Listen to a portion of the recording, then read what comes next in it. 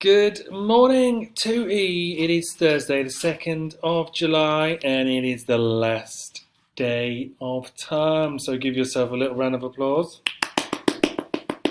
You have made it to the end of grade 2.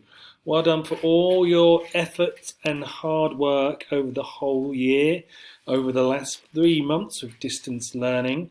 Day 70 of online learning is quite a remarkable amount of days, so well done for everybody who's maintained such great levels of learning.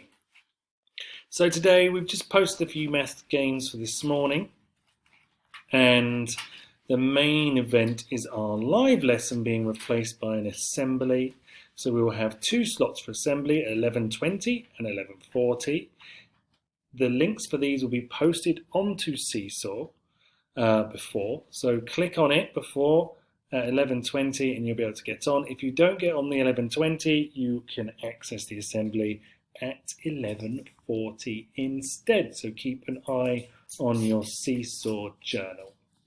Just like to remind you that over the summer holiday, you'll still be able to access your Bug Club, My Maths, and Times Table Rockstar. So keep practicing those skills because they will help you out when you start in grade 3. So, last time, I will see you at 11:20 this morning.